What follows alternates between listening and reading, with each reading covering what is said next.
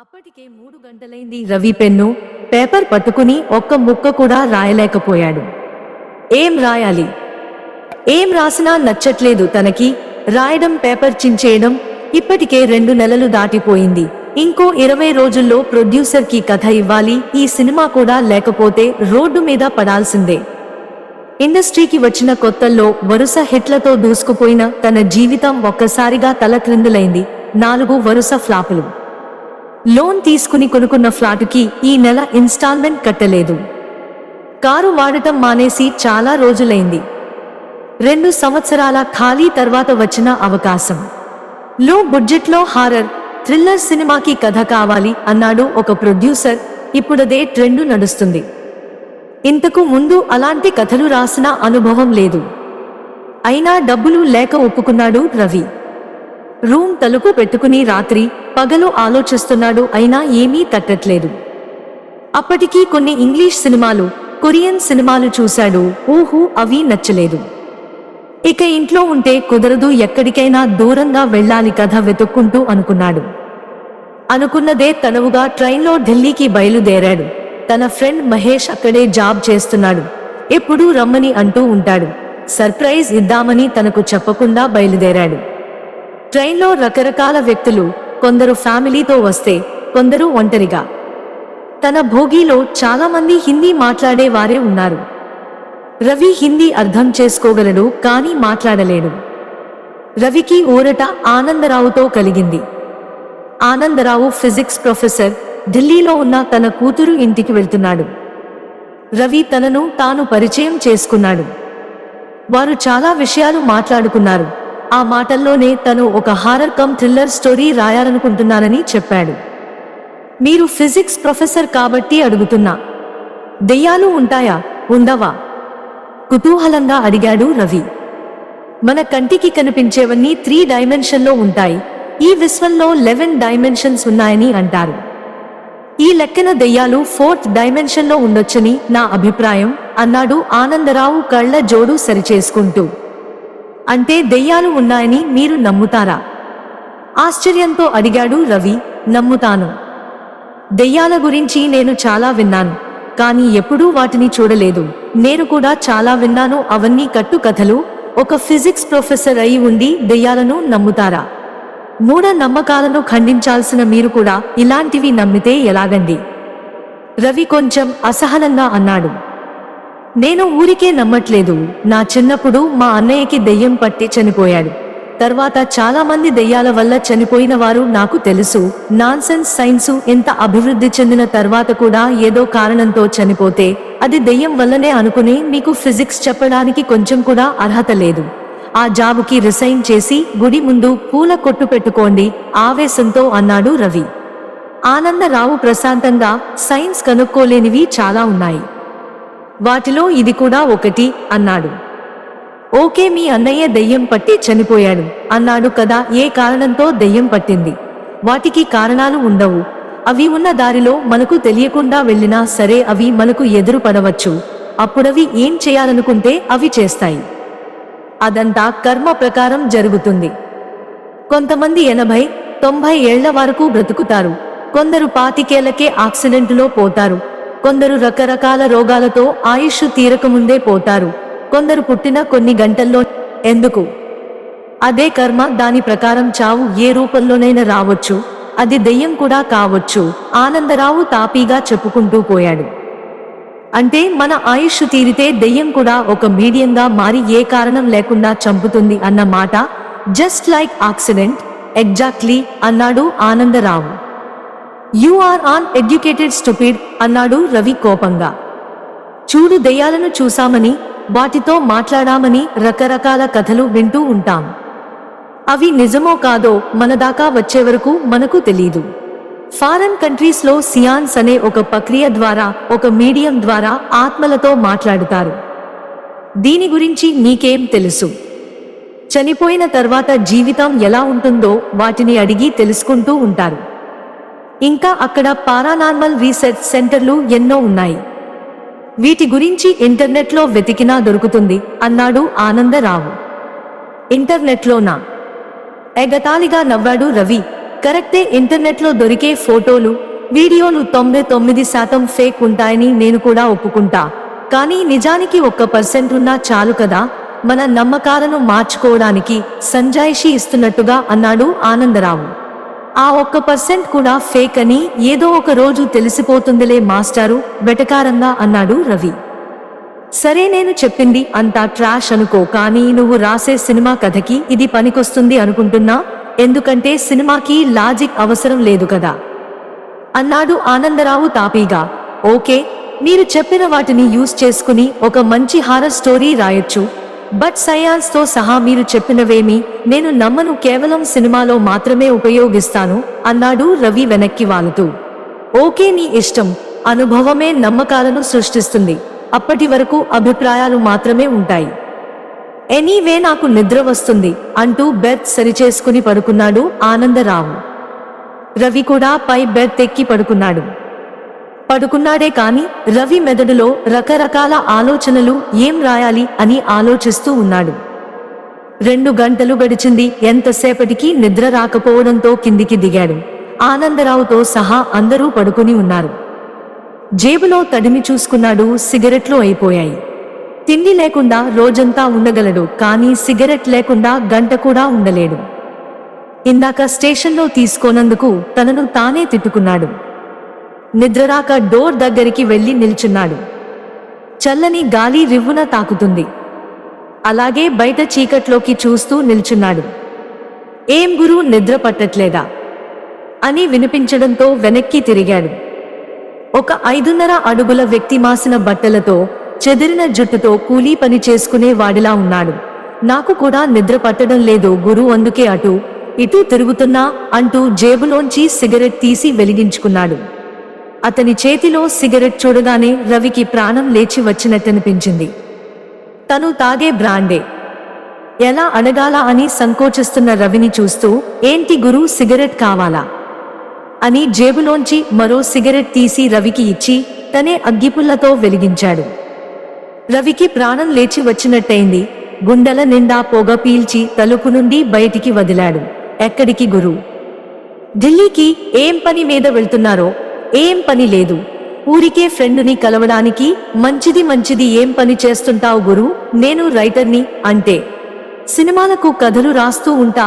అవునా గురు, నాకు సినిమాలంటే పిచ్చి. ఇంతకీ ఏ సినిమాలకి కథ రాశారు గురు? వాసుకి, తొలకరి, సునంద. తెలుగు సినిమాలా గురు? నేను తెలుగు సినిమాలు పెద్దగా చూడను. తమిళ్, మలయాళం, భోజ్పురి ఇలాంటివే నచ్చుతాయి. ఓహో అంటూ కాలిపోయిన సిగరెట్ను డోర్లోంచి బయటికి విసిరాడు రవి. ఇంకో సిగరెట్ కావాలా గురు? నెక్స్ట్ స్టాప్ రావడానికి ఇంకో 2 గంటలు పడుతుంది అంటూ మరో సిగరెట్ తీసి విరించి చేతిలో పెట్టాడు. రవి కాదనలేక తీసుకున్నాడు. మర్చిపోయాను, నా పేరు భోంస్లే. మీ పేరేంటి గురు? రవి. గురు, సినిమా కథలంటే మంచి రొమాన్సు ఉంటుందా? మరో సిగరెట్ వెలిగిస్తూ అన్నాడు భోంస్లే. అన్నీ ఉంటాయి. తర్వాత సినిమా ఏం రాస్తున్నారు గురు? రవికి చెప్పాలి అనిపించకపోయినా హారర్, థ్రిల్లర్ లాంటిది అన్నాడు. అవి ఎవరు చూస్తారు గురు? మంచి మసాలా సినిమా రాయకూడదు, మాలాంటి వాళ్ళు ఎగబడి చూస్తారు. పళ్ళన్నీ కనిపించేలా నవ్వాడు భోంస్లే. అతని పళ్ళన్నీ గారపట్టి ఉన్నాయి. రవికి అతన్ని చూస్తేనే అసహ్యంగా అనిపించింది. విరించి ఏం మాట్లాడలేదు. గురు, మీరేం అనుకోకపోతే నేను కూడా ఒక మంచి కథ చెప్తా గురు. ఎప్పుడైనా అవసరమైతే వాడుకోండి. రవి అదేం పట్టించుకోకుండా చేతిలో ఉన్న సిగరెట్ వెలిగించి డోర్ నుండి బయటికి చూడసాగాడు. మా ఫ్రెండ్ చంద్రకాంత్ గాడి పక్కింటి ఆంటీతో లవ్ స్టోరీ చెప్పమంటావా గురు? మంచి థ్రిల్లర్ కథలా ఉంటుంది నవ్వుతూ అన్నాడు భోంస్లే. రవి అసహనంగా చూశాడు. పోనీ నా 7వ తరగతిలో సోనాతో జరిగిన ఫెయిల్యూర్ లవ్ స్టోరీ చెప్పమంటావా గురు? మంచి ఫీల్ ఉంటది. ఆ బాధ తట్టుకోలేకే నేను చదువు మానేసిన. చెప్పమంటావా గురు? రవి సిగరెట్ బయట పారేసి చిరాకుగా భోంస్లే వైపు చూశాడు. ఏదో సిగరెట్ ఇచ్చిన కృతజ్ఞతా భావంతో అప్పటిదాకా భరిస్తూ వచ్చాడు. ఇక ఓపిక నశించి, నాకు నిద్ర వస్తుంది, వెళ్ళి పడుకుంటా అన్నాడు. అవునా గురు, ఇంకొద్దిసేపు ఉంటే మంచి స్టోరీలు చెప్పేవాణ్ణి. ఓకే గురు, గుడ్ నైటు. రవి అక్కడి నుండి వెళ్ళబోయాడు. టైం చూసుకుంటే 1 గంట అయ్యింది. కానీ గురు, మీరు ఇంకో 2 గంటలే నిద్రపోతారు ఏం? అన్నాడు రవి. ఎందుకంటే ఇంకో 2 గంటల్లో ఈ ట్రైన్ పట్టాలు తప్పుతుంది. నీకెలా తెలుసు? నాకు అన్నీ తెలిసిపోతాయి గురు. ఎలా అని అడగకండి. బిష్నోయ్ అనే ఊరి దగ్గర ట్రైన్ పట్టాలు తప్పుతుంది. అప్పుడు మనకు చాలా టైం దొరుకుతుంది. అప్పుడు మీకు మంచి కథ చెప్తాలే. మీ సినిమాకి పనికొచ్చే కథ. అంటే మీరు దొంగలా? నువ్వు దొంగల ముఠాలో పార్ట్నర్వా? అనుమానంగా ముఖం పెట్టి అన్నాడు రవి. అయ్యో గురు, ఎంత మాటన్నారు! నాలాంటి వాణ్ణి అనుమానిస్తారా? నేను చాలా మంచివాణ్ణి గురు. నా దోస్తు చంద్రకాంత్ గాడే శాడిస్టు. నేను అలాంటివాణ్ణి కాదు గురు. అయితే ట్రైన్ పట్టాలు తప్పుతుందని నీకెలా తెలుసు? అది మాత్రం అడగొద్దు గురు, మాకన్నీ తెలిసిపోతాయి అంటూ వెకిలిగా పళ్ళు బయటపెట్టి గట్టిగా నవ్వుతూ బిత్తర చూపులు చూశాడు. నాన్సెన్స్, ఇంతసేపు ఒక పిచ్చివాడితో మాట్లాడానన్న మాట అని మనసులో అనుకుని అక్కడి నుంచి తన బెర్త్ వైపు వెళ్ళాడు. జాగ్రత్త గురు, తలకు మెత్తనిది ఏదైనా చుట్టుకుని పడుకోండి, లేదంటే దెబ్బ తగులుతుంది వెనక నుండి అన్నాడు భోంస్లే మళ్లీ గట్టిగా నవ్వుతూ. రవి అదేం పట్టించుకోకుండా పైకి ఎక్కాడు. పడుకోగానే నిద్ర పట్టేసింది. కొద్దిసేపటికి తలకు ఏదో బలంగా తగిలేసరికి కళ్ళు తెరిచాడు రవి. అందరూ హాహాకారాలు చేస్తూ పరిగెత్తుతున్నారు. కొందరు దెబ్బలు తగిలి పైకి లేవలేక మూలుగుతున్నారు. ఇంకొందరు వేరే వాళ్లు బయటికి వెళ్లడానికి సహాయం చేస్తున్నారు. రవి నెమ్మదిగా కింది. తగిలిన దెబ్బకు తల దిమ్ముగా ఉంది, మెడ పట్టేసింది. కిందికి దిగగానే కళ్ళు భైర్లు కమ్మినట్టు అనిపించింది. కొద్దిసేపటికి తేరుకుని నెమ్మదిగా ట్రైన్ బయటికి వచ్చాడు. చుట్టూ చీకటి. వర్షం పడి వెలిసినట్టుంది. నేలంతా బురద బురదగా ఉంది. తమ భోగీకి ముందు ఉన్న భోగీలు ఒకవైపుకి ఒరిగి దారుణమైన స్థితిలో ఉన్నాయి. అదృష్టం, వీరి భోగి కొద్దిగా వంగింది అంతే. పోలీసులకి ఫోన్ చేద్దాం అని ఫోన్ తీశాడు. సిగ్నల్ లేదు. ఫోన్లో టార్చ్ లైట్ ఆన్ చేసి చూశాడు. చుట్టూ పంట పొలాలు ఉన్నట్టున్నాయి. కొద్ది దూరంలో ఒక బోర్డుపై బిష్నోయ్ అనే అక్షరాలు కనబడ్డాయి. రవి ఆశ్చర్యంగా అటే చూస్తున్నాడు. ఏడుపులు, హాహాకారాలు తప్ప ఏమీ వినిపించడం లేదు. అంతా గందరగోళంగా ఉంది. ఏమైనా సహాయం చేద్దామనుకుంటే తన మెడ పట్టేసి ఎటు తల తిప్పలేని పరిస్థితి. రవి మెడను పట్టుకుని అటూ ఇటూ తిప్పడానికి ప్రయత్నం చేస్తున్నాడు. ఇంతలో ఒక చేయి తన భుజం మీద పడడంతో ఒక్కసారిగా భయపడి వెనక్కి తిరిగి చూశాడు. ఏం గురు, ఎలాగున్నావ్? నేను చెప్పానా ట్రైన్ పట్టాలు తప్పుతుందని? మెడ పట్టేసినట్టుంది. నవ్వుతూ చూశాడు భోంస్లే. రవి భోంస్లేని అలాగే చూస్తూ, నువ్వు చెప్పింది నిజమే, కానీ నీకెలా తెలుసు ఇలా జరుగుతుందని? ఆశ్చర్యం, భయం రెండూ కలిసిన గొంతుతో అన్నాడు. చెప్పారుగా గురు, మాకు తెలిసిపోతాయి అని. అయినా ఇక్కడెందుకు? గురువు దగ్గరలో మా ఇల్లు ఉంది, అక్కడికి వెళ్ళి రెస్ట్ తీసుకుందాం. పైగా నీకు కథ చెప్తా అని మాట కూడా ఇచ్చాను. పద గురు. కాని రవి తటపటాయిస్తూ చూశాడు. ఇంకేం మాట్లాడకండి గురు, నా వెంట రండి అంటూ ఆ పొలాల మధ్య ఉన్న ఒక చిన్న దారి గుండా నడవడం మొదలు పెట్టాడు. రవికి తల నొప్పిగా ఉంది. అక్కడ ఉండే ఓపిక లేదు. ఏం చేసేది లేక భోంస్లే వెనక నడవడం మొదలు పెట్టాడు. దారంతా బురదతో నిండిపోయి ఉంది. జాగ్రత్త గురు, వాన పడింది కదా, పురుగు పుట్రా బయటికి వస్తాయి, చూసి నడవండి. నాకంటే అలవాటే, ఇటు రండి అన్నాడు భోంస్లే రవికి దారి చూపిస్తూ. మీ ఇల్లెక్కడా? అన్నాడు రవి. ఇంకో 2 కిలోమీటర్లు నడిస్తే వస్తుంది. కొద్దిగా ఓపిక తెచ్చుకోండి. ఈలోపు నా జీవితంలో నిజంగా జరిగిన కథ చెప్తా. రవి ఏం మాట్లాడలేదు. అతనికి ఆశ్చర్యంతో పాటు కొద్దిగా భయం కూడా కలిగాయి. ఒక పక్క మెడ నొప్పి భరించలేకుండా ఉంది. కొంచెం రెస్ట్ కావాలనుకుని భోంస్లే వెంట మౌనంగా నడుస్తున్నాడు. గురు, 3 సంవత్సరాల క్రింద ఏమైందంటే, నేను నా దోస్తు చంద్రకాంత్ గాడు ఒక బిల్డింగ్ కడుతుంటే కూలీలుగా చేరాం. రోజూ పొద్దంతా పని చేయడం, రాత్రైతే సారా తాగి పడుకోవడం, ఇదే మా జీవితం. సాయంత్రం కాగానే పనోళ్ళందరూ ఎవరింటికి వారు వెళ్ళిపోయేవారు. మేమిద్దరం ఒంటికాయ సొంటిగాలం, మాకెవరున్నారు? రోజు ఆ ఇంటి టెర్రస్ పైకి ఎక్కి రాత్రంతా తాగుతూ అక్కడే పడుకుని తెల్లారే లేచి పని చూసుకునేవాళ్లం. మా చంద్రకాంత్ గాడికి ఒక శాడిస్టు బుద్ధుంది. రాత్రి పూట ఫుల్లుగా తాగి ముసుగు వేసుకుని రోడ్డు మీద పొయ్యే వారందరినీ భయపెడుతూ ఉండేవాడు. వాడికి అదొక సరదా. నేను కూడా రకరకాల శబ్దాలు చేస్తూ వాడికి వంతపాడేవాణ్ణి. ఒకరోజు అలాగే పనోళ్ళందరూ వెళ్లిపోయాక సారా తీసుకుని పైకి ఎక్కి మందు కొడుతున్నాం. ఇంతలో ఎవరో వస్తున్న చప్పుడు కావడంతో భయంతో ట్యాంక్ వెనక్కి వెళ్లి దాక్కున్నాం. ఆ ఇంటి ఓనర్, అతడి భార్య పైకి వచ్చారు. కొంచెం సేపు బాగానే మాట్లాడుకున్నారు. తర్వాత ఆమె గొడవ పెట్టుకోవడం మొదలుపెట్టింది. వాళ్ళ మాటల్లో తెలిసిందేంటంటే మా ఓనరుకి వేరే అమ్మాయితో సంబంధం ఉంది. ఆమెను వదిలేయమని ఓనర్ భార్య ఏడుస్తుంది. అతడు ఇద్దరినీ చూసుకుంటానని బుజ్జగిస్తున్నాడు. ఆమె వినడం లేదు. వారిద్దరి మధ్య మాట పెరిగింది. మా చంద్రకాంత్ గాడు ఆ గొడవంతా సెల్ ఫోనులో రికార్డ్ చేశాడు. ఆ గొడవలో మా ఓనర్ ఆమెను బిల్డింగ్ పై నుండి కిందికి తోసేశాడు. తర్వాత కిందికి వెళ్లిపోయాడు. కొంతసేపటికి ఒక పోలీస్ ఆఫీసర్ వచ్చాడు. వాళ్ళిద్దరూ ఏమో మాట్లాడుకున్నారు. మరుసటి రోజు పేపర్లో ప్రమాదవశాత్తు బిల్డింగ్ పై నుండి పడి మహిళ మృతి అని వచ్చింది. ఆ పోలీస్ ఆఫీసర్ లంచానికి లొంగిపోయాడని అర్థం అయ్యింది. మేమిద్దరం ఓనర్ దగ్గరికి వెళ్ళాం. జరిగింది చూశామని, రికార్డు చేశామని వీడియో చూపించాం. అడిగినంత డబ్బు ఇవ్వాలని బెదిరించాం. మా పంట పండింది. ఓనర్ మాకు ఎంత డబ్బు కావాలంటే అంత డబ్బు ఇచ్చేవాడు. మాకు ఉండడానికి ఇల్లు లేకపోవడంతో అదే ఇంట్లో కింద చిన్న గదిలో ఉండేవాళ్లం. కొన్ని రోజులకు మా ఓనర్ ఆమె లవర్ని పెళ్లి చేసుకుని అదే ఇంటికి తీసుకువచ్చాడు. ఇద్దరూ ఏక్ తుజే కేలియే అన్నట్టు ఉండేవారు అంటూ ఆపి ఎదురుగా చూపిస్తూ, అదే నేను చెప్తున్న ఇల్లు, అక్కడే మేము ఉండేది అన్నాడు భోంస్లే. రవి ఇల్లుని చూస్తూ తర్వాత ఏమైంది అన్నాడు. ఒకరోజు నేను సారా తాగి ఇంట్లోకి వెళ్తుంటే ఇంటిపైన ఏదో ఆకారం తిరుగుతున్నట్టు కనిపించింది. చూస్తుంటే దెయ్యంలాగే ఉంది. అది మా చంద్రకాంత్ గాడి పనే అనుకున్నాను. మందు ఎక్కువై వీడు నన్ను కూడా భయపెట్టడానికి చూస్తున్నాడు వెధవ అనుకుని నేను రూములోకి వెళ్ళాను.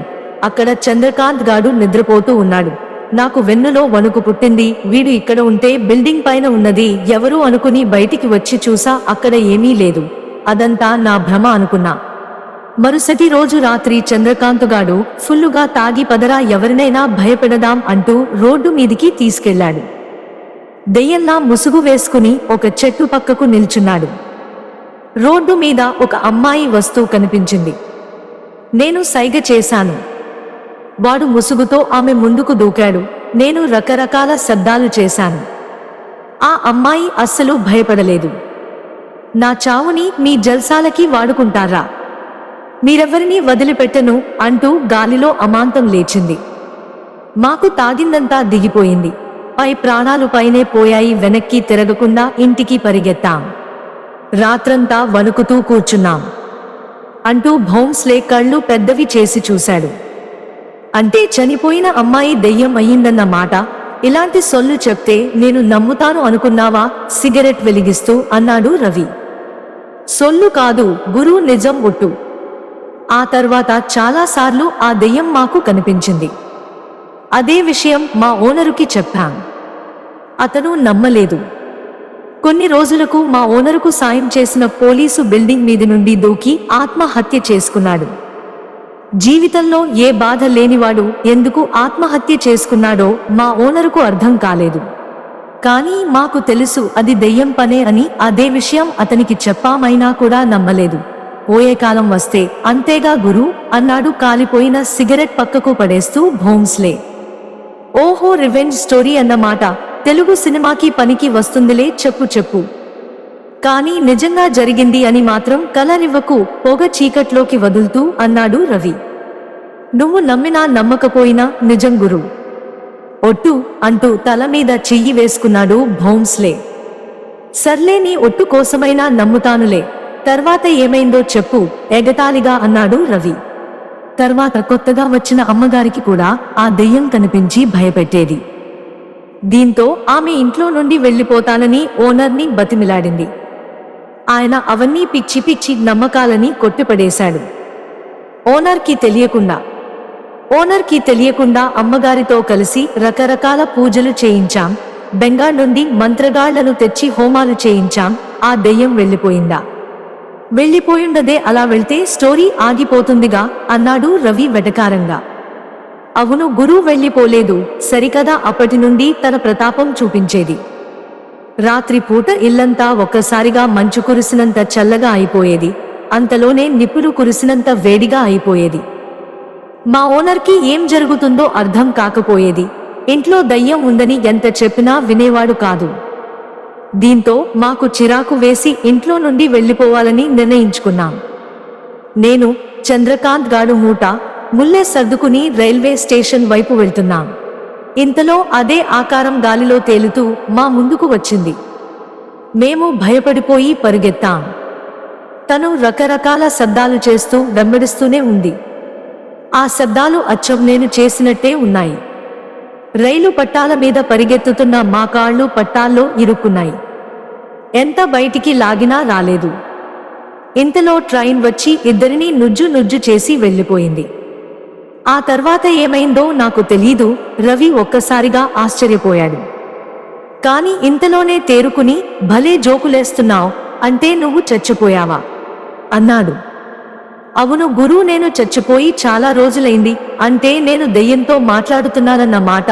అవును గురు, మామూలుగా మేము ఎవరికీ కనిపించం, కొన్ని రాక్షస గడియల్లో పుట్టిన వారికి తప్ప. అందుకే జనాలు ఎక్కువగా తిరిగే ప్లేసుల్లో మేము తిరుగుతూ ఎవరికైనా కనిపిస్తామేమో అని అందరినీ పలకరిస్తూ ఉంటాము.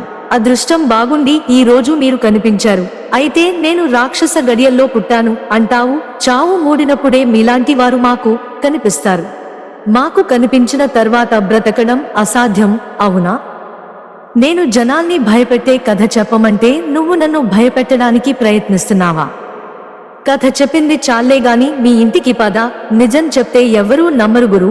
అవును గురు, మేము చనిపోయిన తర్వాత మా ఓనర్, అతడి లవర్ ఏమై ఉంటారు గురు? రైటర్ని ఆ మాత్రం ఊహించి చెప్పలేనా?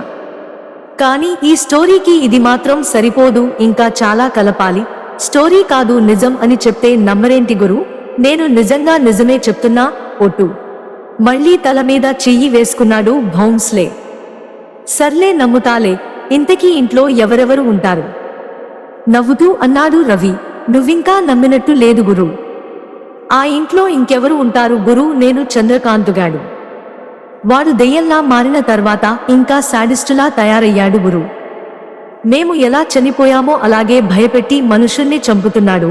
అవునా అని నవ్వుతున్న రవి ఒక్కసారిగా ముందు చూసి బిగుసుకుపోయాడు. అతని నోట్లో నుండి మాట రావట్లేదు. ఎదురుగా గాలిలో తేలుతూ ఒక ఆకారం తన ముందుకు వస్తుంది. భయంతో పక్కకు చూశాడు. భౌంస్లే మెల్లిగా పొగ రూపంలో ఉన్న మనిషిలా మారిపోయారు. వారి ఆకారాలు అంతకంతకు పెరుగుతూ పోయాయి. అంటే ఇంతవరకు చెప్పిన కథంతా నిజమేనన్న మాట అనుకున్నాడు రవి. భౌంస్లే పొగ రూపంలో నవ్వుతూ కళ్ళు పెద్దవిగా చేశాడు. రవి వళ్ళు జలధరించింది. వంట్లో శక్తినంతా కూడదీసుకుని వెనక్కి తిరిగి పరిగెత్తాడు. రవి శరీరం చెమటతో తడిసిపోయింది, కాళ్ళు సహకరించట్లేదు. అయినా రాళ్లల్లో ముళ్ళల్లో పడి పరిగెత్తుతూనే ఉన్నాడు. వెనక ఆ ఆకారాలు వికృతంగా మారి తరుముతూనే ఉన్నాయి. గుండెను చేతితో అదిమి పట్టుకుని ఆయాసంతో రొప్పుతూ పరిగెత్తుతున్నాడు.